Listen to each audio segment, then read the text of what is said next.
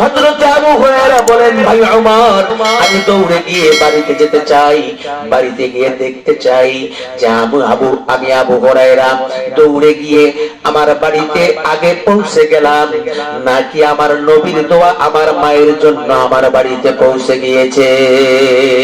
সুবহানাল্লাহ। হযরত আবু হুরায়রা তিনি বলতেছেন যে ভাই আমাকে ছেড়ে দাও, আমি দেখতে চাই আমি আগে দৌড়ে বাড়িতে পৌঁছলাম নাকি আমার নবীর দোয়া আমার বাড়ি পর্যন্ত পৌঁছে গিয়েছে। সুবহানাল্লাহ। হযরত আবু হুরায়রা আবার দৌড় দিলেন, বাড়ির সামনে উপস্থিত হওয়ার পরে দরজার সামনে যখন দাঁড়িয়েছেন ভিতর থেকে সিটকি লাগা ছিল। আল্লাহর নবীর সাহাবী হযরত আবু হুরায়রা দরজার মধ্যে টোকা মারলেন।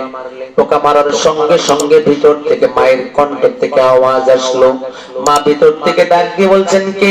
বাবা আবু বকর, তুমি আসছো নাকি? বাবা আবু হুরায়রা, তুমি আসছো নাকি? এবারে আবু হুরায়রা বললেন, হ্যাঁ আমি এসেছি। মা তখন ডাক দিয়ে বললেন, ও বাবা আবু হুরায়রা, একটুখানি অপেক্ষা করো, একটু পরে আমি দরজা খুলে দিচ্ছি। আবু হুরায়রা বলতেছেন, শুনো, আবু হুরায়রা বলতেছেন, যখন আমার মা জবাব দিয়েছেন, আমার মা যখন আমাকে বাবা বলে ডেকেছে আর অপেক্ষা করতে বলেছেন, মায়ের কণ্ঠের ভিতরে আর পূর্বের সেই শিরকিয়াতের গন্ধের কোনো আওয়াজ পেলাম না। আমার মায়ের কণ্ঠের মাধ্যমে আমি বুঝতে পেলাম, আমার মায়ের কণ্ঠের মাধ্যমে আওয়াজ পাওয়া গেল যে শিরকিয়াতের গন্ধ নয়, বরং তাওহীদের সুগন্ধি আমার মায়ের জবান থেকে বের হয়েছে।